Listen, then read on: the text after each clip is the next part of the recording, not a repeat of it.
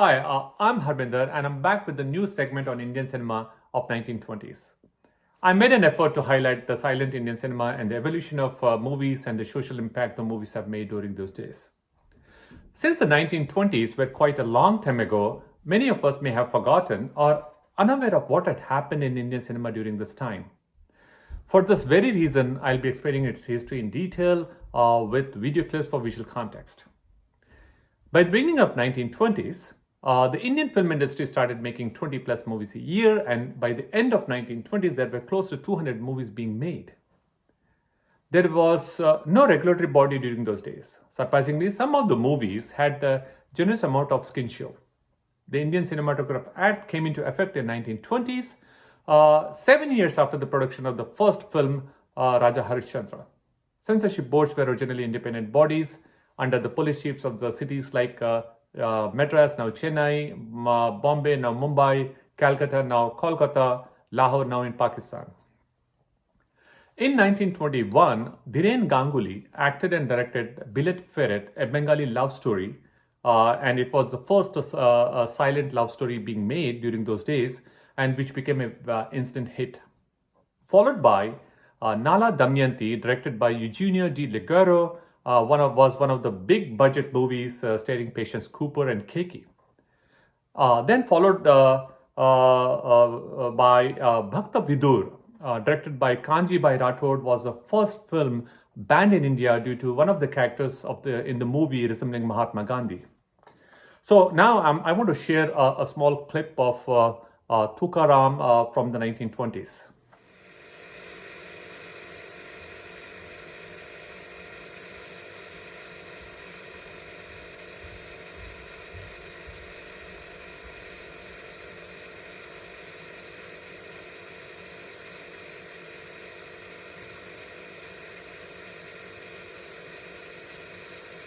The leading films of 1923 are Noor Jahan, directed by J.J. Madan.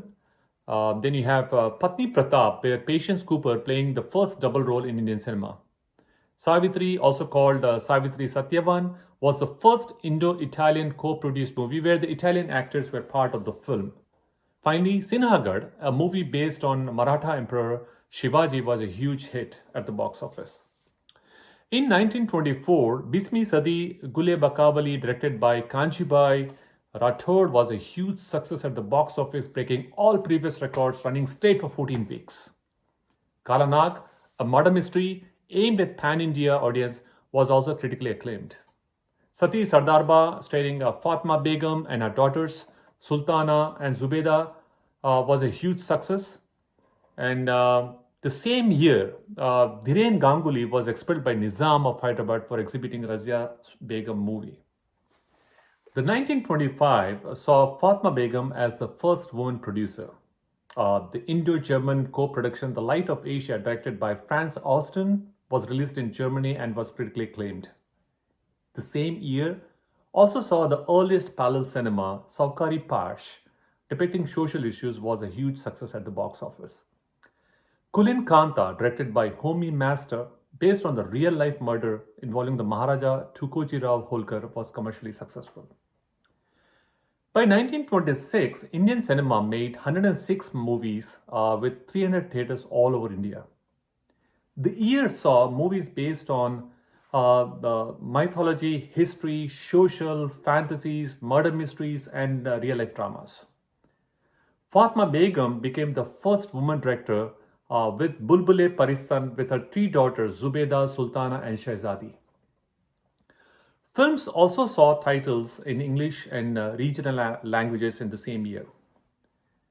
The other highly successful movies of 1926 are The Telephone Girl and The Typist Girl, starring Ruby Myers, also known as Sulochana, was a huge success. Then The Vamp, directed by Naval Gandhi, and Bhakt Prahlad, directed by Dada Saib Phalke, was also highly successful at the box office. Punjab Film Corporation was also set up in 1926 in Lahore. Here is a clip for Bhakt Prahlad.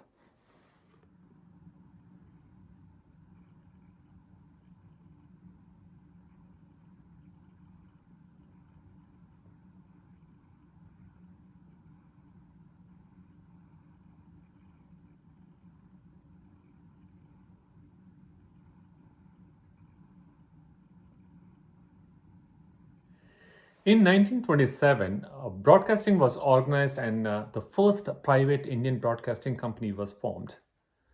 Some of the highly successful movies of the 1927 are Balidan, directed by Naval Gandhi, starring Sulochana, Zubeda, and Master Vittal; Chandidas by Patience Cooper; Dil Farosh, which is based on Shakespeare drama; Durgesh Nandini, starring Patience Cooper and Rennie Smith, also known as Sita Devi; and finally Murliwala by Baburao Painter.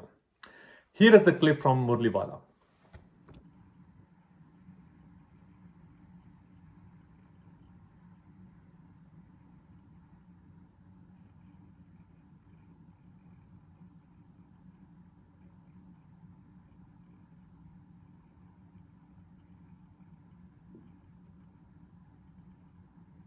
Some of the leading films of 1928 are Devdas, starring Tinkari Chakraborty and Nihar Bala.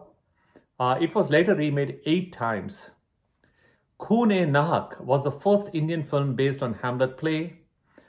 Madhuri and Anarkali, starring Sulochana. Shiraz, directed by Franz Austin. And the same year saw the first ever Malayalam feature film by Daniel is Vigata Kumaram in Chennai. Here is the clip for Shiraz.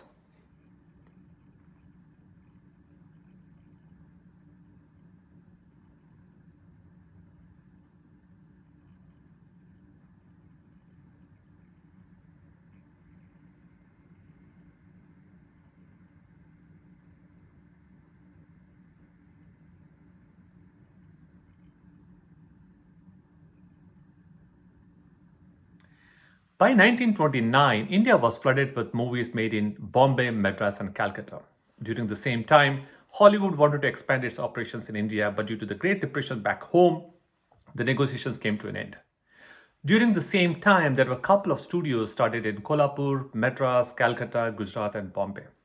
Some of the best movies and the hit movies of 1929 are Gopal Krishna, directed by V. Shantaram, starring Suresh and Kamala Devi; Prapancha Pash, directed by Franz Austin, starring Himanshu Rai, Sita Devi, and Devika Rani; Kapal Kundala, directed by Priyan Ganguly, starring Sita Devi, Patience Cooper, and Indra Devi, was the first Silver Jubilee film in India. Hatim Tai, starring A.R. Palwan and Ram Pyari; and Kono Wong, directed by Kanjibhai Rathod, starring Keshav Narayan Kale. Here is a clip from Prapancha Pash.